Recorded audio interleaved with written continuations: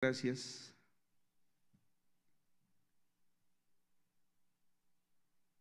Porque nos permites encontrarnos reunidos en este lugar. Hay muchas cosas por entender. Hay muchas cosas por guardar en nuestro corazón. Pero no podrá ser, Señor, si tu Espíritu Santo no habla a nuestro entendimiento y a nuestro corazón. Te ruego, Señor, que la palabra de esta noche nos haga, Señor, recapacitar y comprender cuán necesario es honrarte con nuestra vida. Te doy gracias por los hermanos que nos encontramos aquí y te pido por todos aquellos, Señor, que a la lejanía habrán de observarnos. Tu palabra sea, Señor, con poder para todos quienes estamos dispuestos a escucharla. Te damos gracias en el nombre de Jesús. Amén. Bien, hermanos, es conocido desde que somos pequeños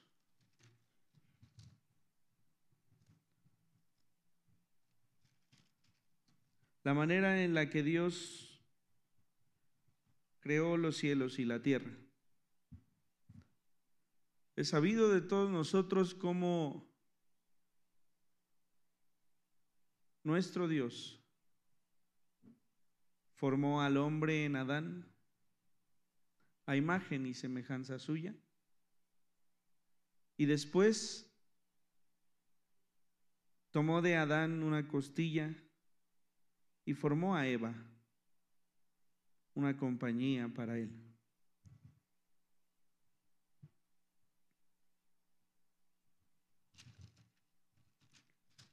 Todo iba bien. El Señor había descansado de lo que había hecho y su conclusión fue decir o pensar que todo cuanto había hecho era bueno.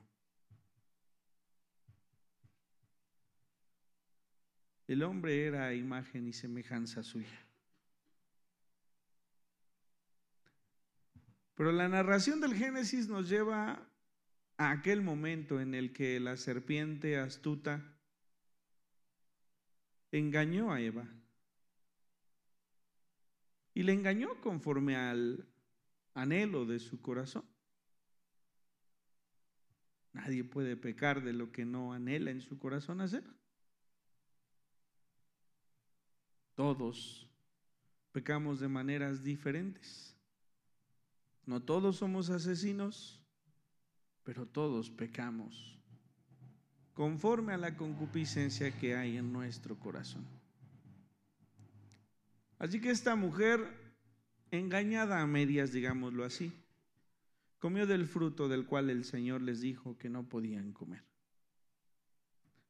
Después trajo de este fruto a Adán y éste participó también de ese fruto. Cuando el Señor vino a ellos, por supuesto sabiéndolo todo, se encontró con que estos dos se habían dado cuenta que la inocencia se había perdido. Dice la Biblia que antes de que esto sucediera, ellos andaban por el huerto y andaban desnudos. Y no había una conciencia en ellos o una vergüenza en ellos por este motivo. Y por supuesto que esto nos revela acerca del pensamiento de ellos en todos sentidos, no solamente por su desnudez.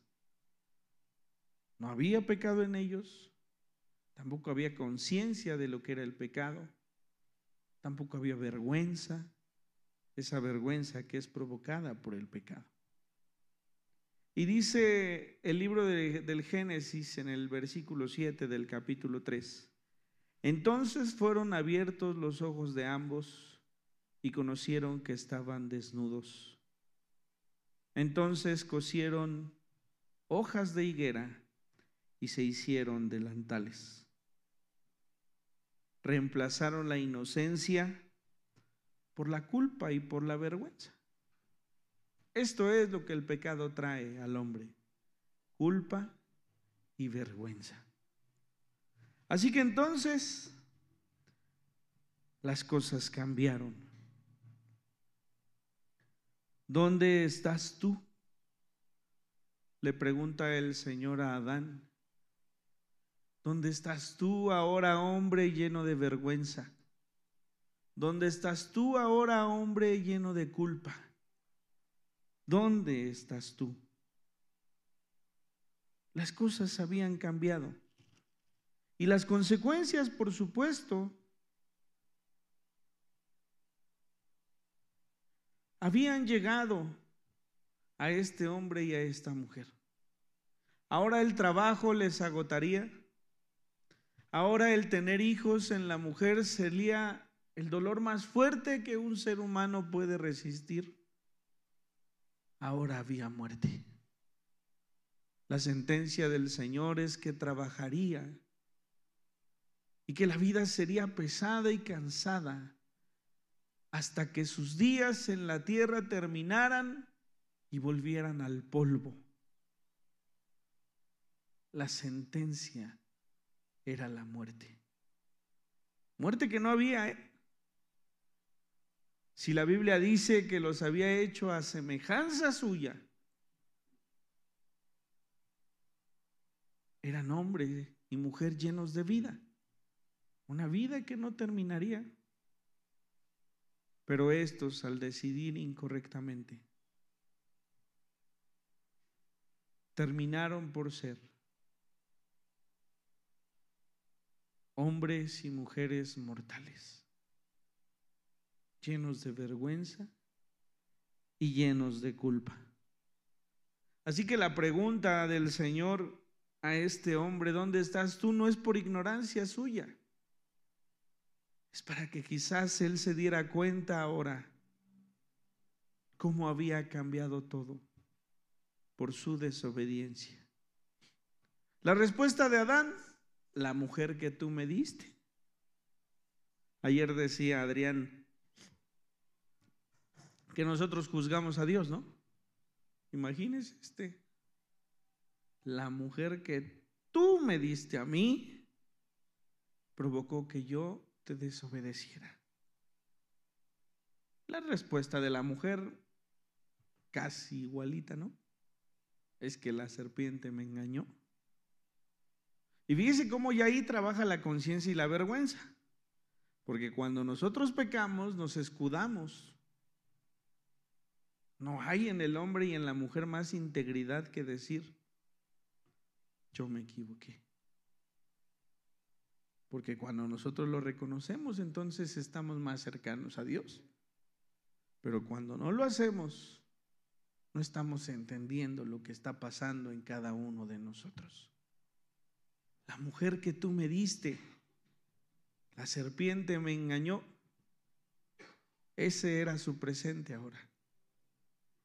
Ahora eran quienes querían cubrir su cuerpo con hojas que se secarían y caerían. Un encubrimiento temporal. Cuando nosotros ocultamos al Señor nuestro pecado y cuando no venimos delante de Él, eso es lo que intentamos hacer.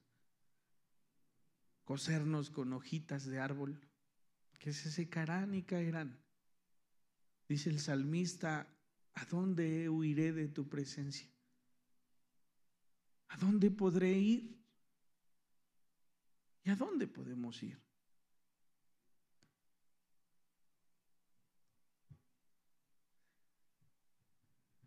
Ejemplo de ello tenemos en dos de los hombres más icónicos de la Escritura. El rey David, un hombre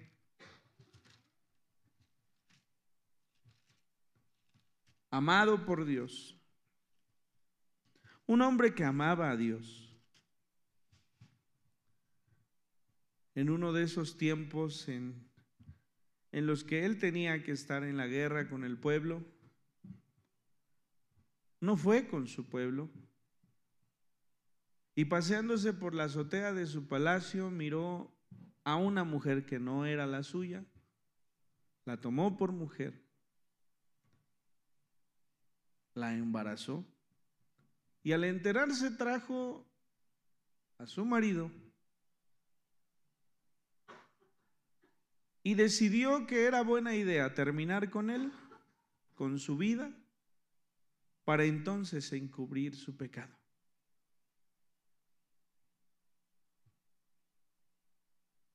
Una excusa más. Vino el profeta habló con él y entonces él tuvo que reconocer, después de que el profeta se lo anunció, ¿no? Pero en ese Salmo 51 que leemos cada año en esta fecha, nos encontramos con un hombre que ha reconocido su falta y que viene delante de su Señor. Ten piedad de mí, oh Dios, conforme a tu misericordia. ¿Puede usted acercarse al Señor y decirle: Señor, ten piedad de mí? No por mí, por tu misericordia. No porque yo merezca que tú me perdones, sino porque tú eres misericordioso. Conforme a la multitud de tus piedades, borra mis rebeliones. Lávame más y más de mi maldad y límpiame de mi pecado.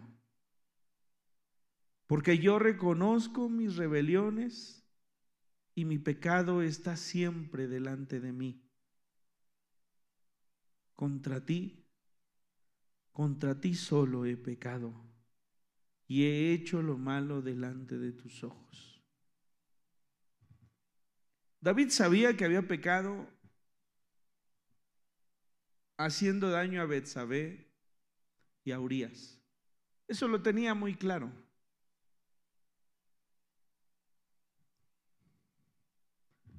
Pero el Espíritu Santo le mostró que al haber pecado contra ellos, había pecado contra Dios mismo. Contra ti solo he pecado. ¿Usted ha tenido conciencia de eso? Que su pecado es contra Jehová, contra Dios. Por supuesto que hacemos daño a los que nos rodean, pero la falta más grave es pecar contra Dios. David ha podido reconocer lo que Adán no pudo reconocer. Contra ti, Dios, he pecado. He aquí en maldad he sido formado. David ha sido iluminado por el Espíritu de Dios, quien le ha mostrado que ese estado en el que habita es consecuencia del pecado de Adán. Ese estado en el que hoy usted y yo habitamos es consecuencia del pecado de Adán. Y por ello somos inclinados a pecar. Sin embargo, no podremos decir: Señor, pues es que Adán pecó. Debemos reconocer que hemos pecado contra Dios.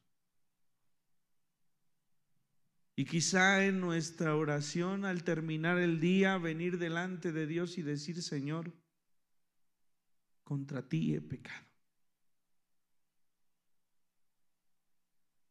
Lo he hecho contra ti, oh Dios.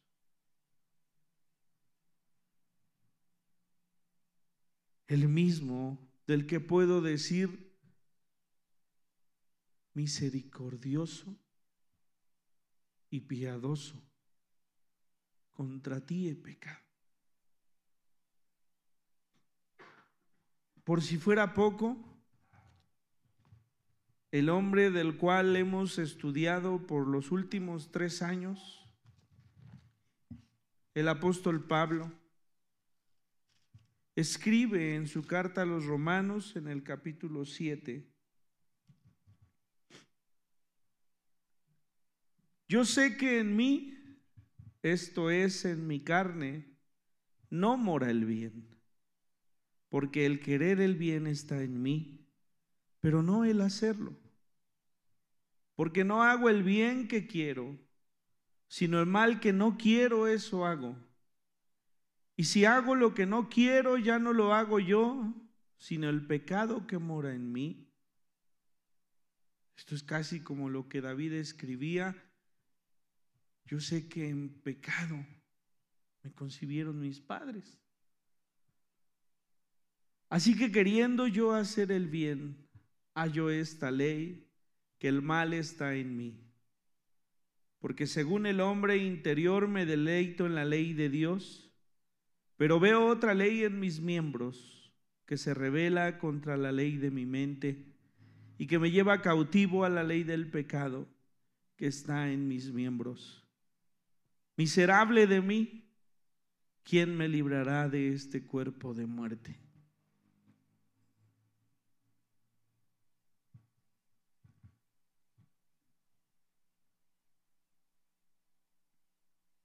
El pecado que cada día usted y yo cometemos debería hacernos sentir miserables.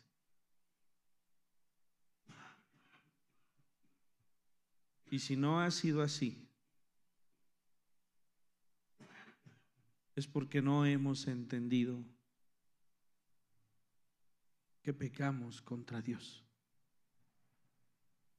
No hemos comprendido lo que David escribió al decir: contra ti solo he pecado.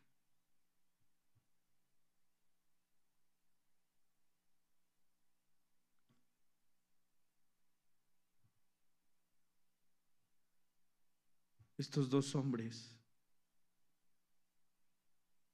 derramaron su corazón delante de Dios cada día de sus vidas,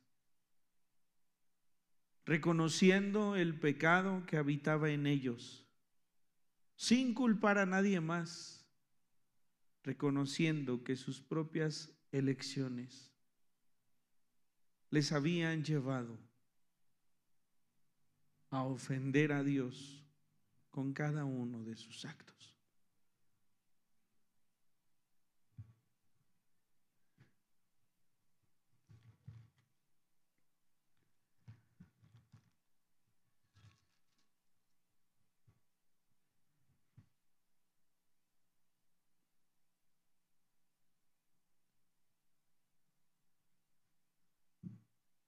Cuando vino la hora sexta, hubo tinieblas sobre toda la tierra hasta la hora novena. Y a la hora novena Jesús clamó a gran voz diciendo: Eloi, Eloi, lama sabactani, que traducido es: Dios mío, ¿por qué me has desamparado?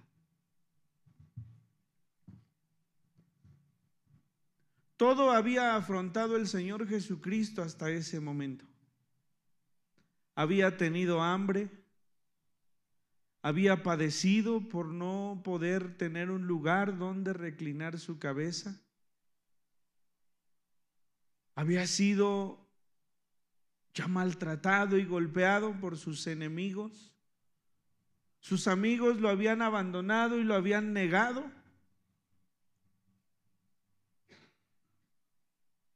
Había sentido la malicia de todos quienes le acusaban. Se habían burlado de él. Todo lo había vivido. Solo una cosa no.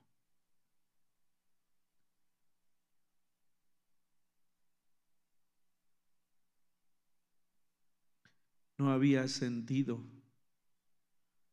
la gran consecuencia del pecado.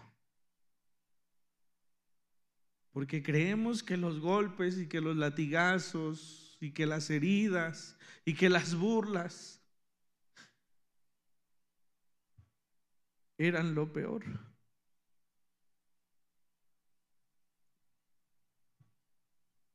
Pero lo peor que vivió nuestro Señor Jesucristo fue la separación con su Padre. ¿Por qué me has abandonado? Él no lo había sentido porque no había pecado. Pero ahora que el pecado de todos nosotros estaba sobre él y que había una separación de su Padre, ahora había vivido la consecuencia del pecado. Es como si Dios le dijera a él: ¿a dónde estás tú?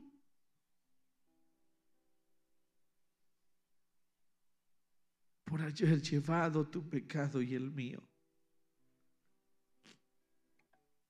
Esta nueva experiencia le había llevado a entregar su espíritu y a decir: consumado es. ¿Y sabe? Para concluir con el juicio que todos nosotros debíamos tener, Él tuvo que vivir esa separación que todo aquel que no crea en Dios y en Jesucristo tendrá que vivir eternamente. Eso es lo que hizo en la cruz del Calvario.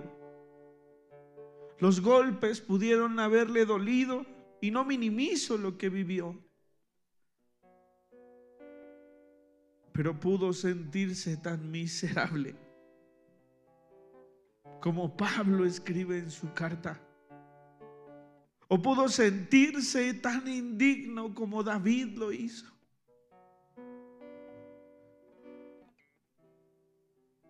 Eso es lo que recordamos este día, que nuestro Señor Jesús, aún sabiendo que había de padecer, decidió decirle al Padre: hágase tu voluntad y no la mía. Eso es lo que recordamos aquí. Eso es lo que el Evangelio del Señor nos dice.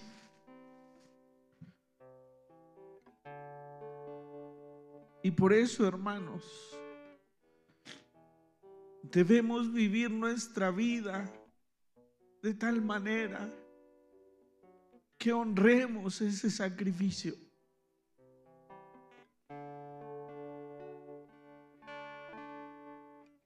Sentirnos tan miserables porque el hombre justo entregó su vida y murió y padeció por todos a quienes amó.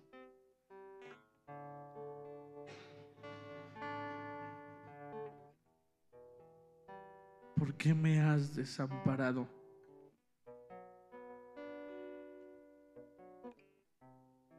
Mas Jesús, dando una gran voz, expiró. Entonces el velo del templo se rasgó en dos de arriba abajo. No habría más separación con el Padre. El velo rasgado en el templo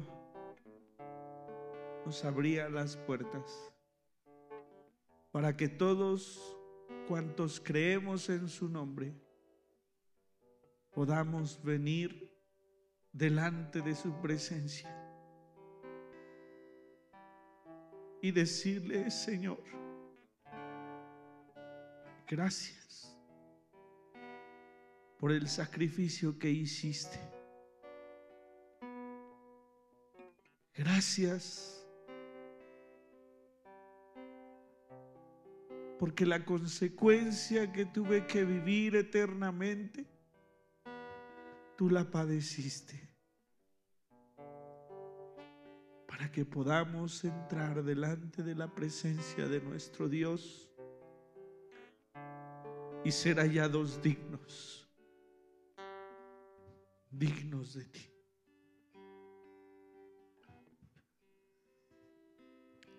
Señor,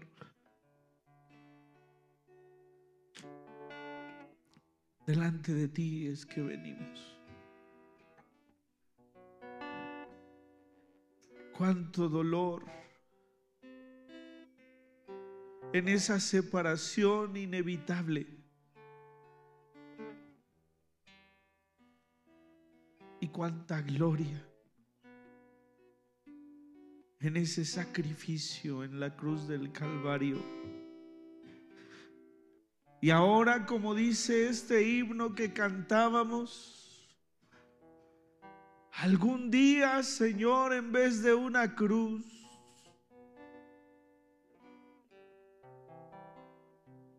mi corona Jesús me dará. Coronas, Señor, que te entregaremos en agradecimiento de lo que tú hiciste por todos nosotros en aquella cruz. Permite, Señor, que todos nosotros seamos conscientes de ese sufrimiento, para que entendamos, Señor, que nuestro pecado, mi pecado, tuvo un costo muy alto, pero que ha sido cubierto por la sangre de ese Cordero inmolado, nuestro Señor Jesús. Te pedimos, Señor, te pido, te ruego, que ahora que participamos de la comunión, podamos, Señor, reconocer delante de ti cuán indignos somos de ser partícipes de ello, pero también cuán bendecidos somos por tu misericordia y por tu bondad.